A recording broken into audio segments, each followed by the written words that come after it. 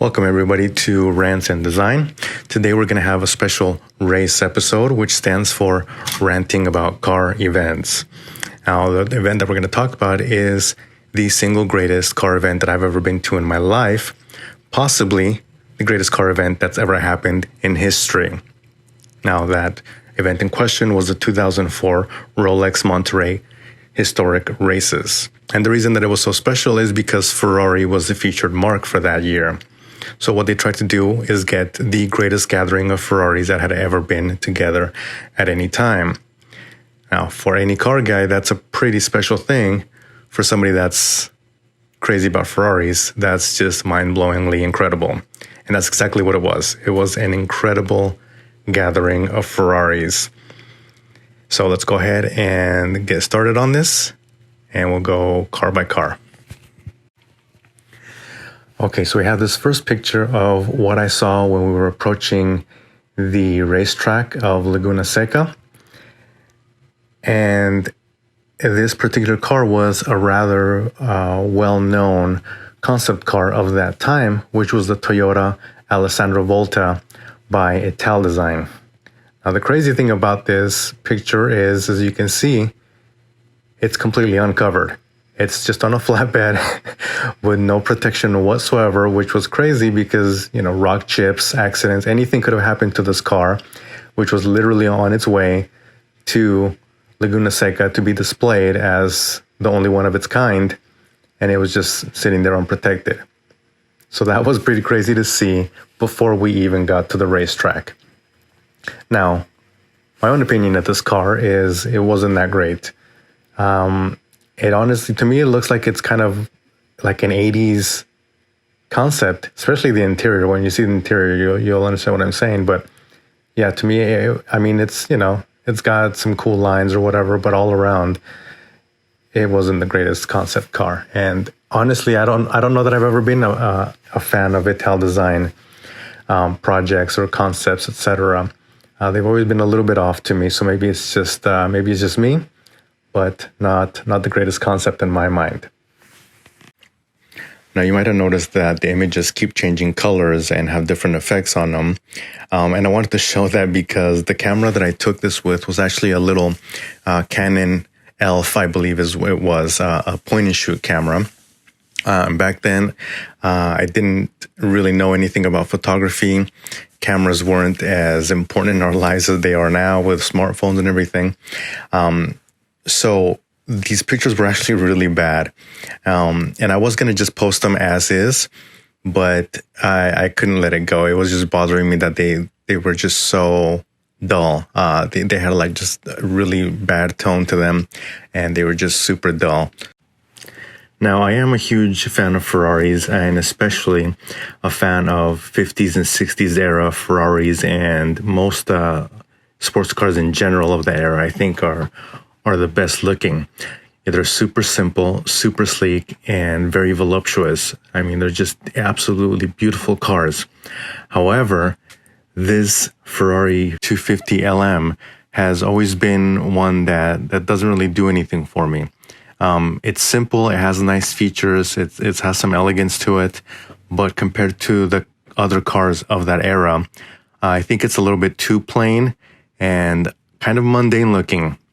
No offense to anybody, of course, but, you can't win them all. And this Ferrari in particular, for some reason, has never really done a whole lot for me.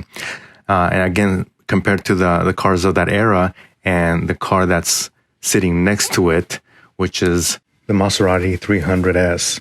Now, compared to that Ferrari, you can see that big difference that I was talking about. They're both very simple designs, very straightforward. But there's just such a humongous difference in the design of the two. Obviously, for good reason. One, the engine is in the rear. The other one's engine is in the front. One has a roof, et cetera, et cetera. They have their differences. But, it's still, one is just absolutely beautiful, simply elegant. And the other one, to me, seems a little bit clunky. The proportions seem really odd in that Ferrari. But anyway, it's a really big difference. And to me, I really like the style of the Maserati much better in this picture. Yeah, not a huge fan of that Ferrari. But anyway, moving on. We have this Ferrari missile on jack stands. And this thing, it's so cool to look at without any tires on it.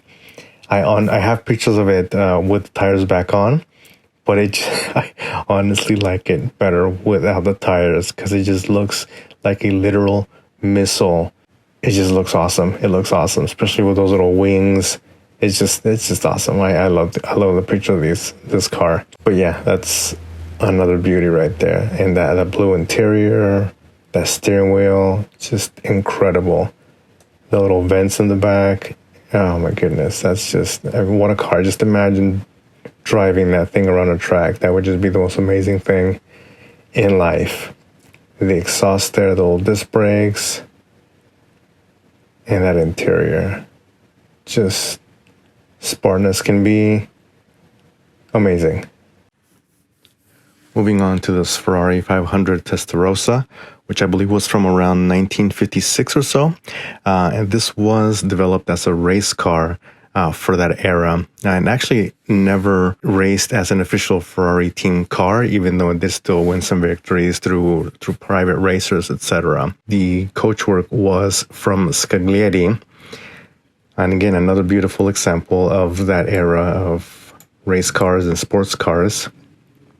And you can definitely see in the side view that, you know, that single seater kind of situation, even though the other side's covered.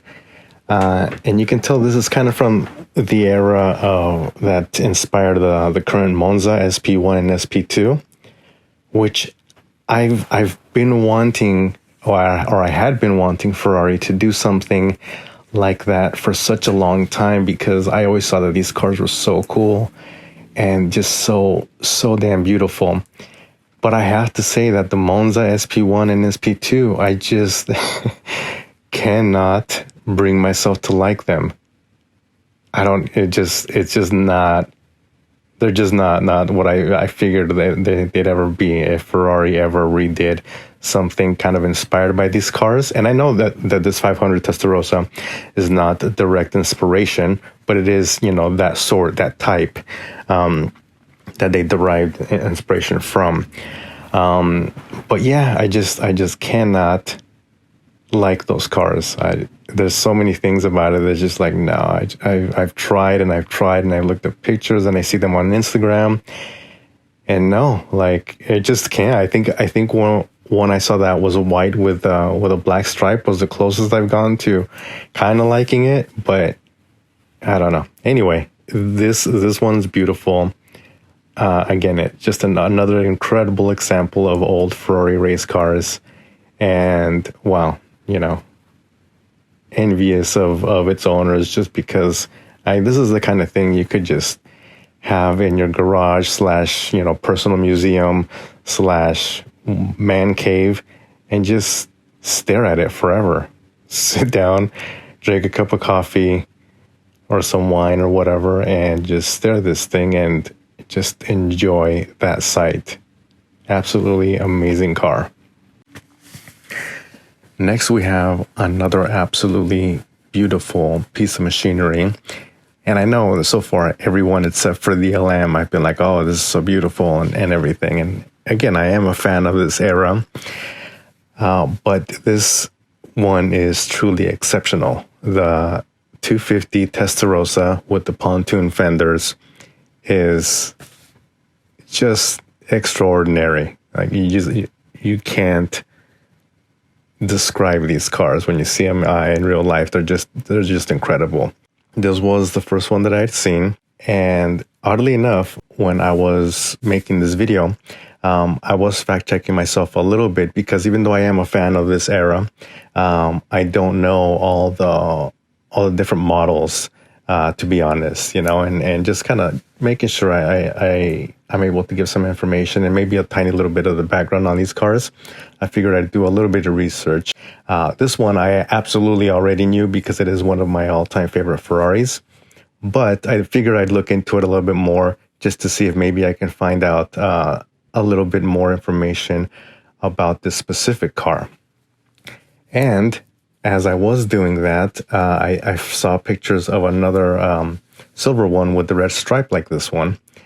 And I figured, okay, there can't be that many of these to begin with. But I mean, in that color combination, there's at maximum, there's got to be two. So I was like, okay, maybe it happens to be the same one.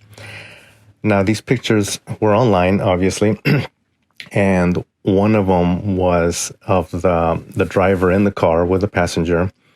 And something kind of seems familiar. It wasn't high resolution enough for me to actually see the face of the person clearly, but something about him looked familiar. And if you follow Formula One, you know about Lance Stroll, which is one of the drivers, and his father, Lawrence Stroll, is a Canadian billionaire who basically funds his son's Formula One career. You know, he's helping out the team with money, etc. And you see him, you know, once in a while, and he'll wear like a sweater over his shoulders, and that's exactly how this particular person in that photo was wearing a sweater, and his hair looked kind of like his and everything. So I decided to kind of look a little bit more into it, and sure enough, the license plate on that car matched the license plate on these photos that I have of this car. And yeah, it is Lawrence Stroll's collection that I was photographing without knowing it. The license plate is the number 2, then the letter L, and then SS, which is basically his first, middle, and last initial. So good for him. Good for Big Daddy Stroll having this collection of Ferraris. Apparently he owns a racetrack, and yeah, he's deep into it. I kind of always figured he was just humoring his son, wanting to be a race car driver, but obviously I'm assuming his son got into cars because his dad is so much into cars. You know, you can see in this picture there's a GTO back there, etc. And so obviously Lawrence's passion for cars is pretty big. So good for him. That's pretty amazing that I was photographing this guy's cars and I didn't even realize it until years and years later. But back to the car. Yeah, it's just an absolute exquisite design. No matter how you look at it, it's insane. That's quite a risk that they took in the design, even though it's obviously, you know, it wasn't for beauty, etc. It was a race car, but yeah, just incredible. Honestly, I don't know if I would take a GTO over one of these because these things are so cool. And yes, anyway, one of my all-time favorite Ferraris. As you can tell, I'm super geeking out about it. But yeah, just absolutely insanely beautiful. And for now, I'm going to go ahead and stop there. This is not the whole show. This is not all the images that I have. But I kind of wanted to keep each video under 10 minutes, and I've gone past that already. So this will be part 1 of the greatest car event in the history of man. And I'll go ahead and continue this in a few more parts since it looks like it's going to take a lot more time than I expected. But yeah, to be continued. Thank you very much for watching, guys. Go ahead and hit the like and subscribe button below to help me out in my little attempt at a YouTube channel. And hopefully I can keep doing this for a little bit.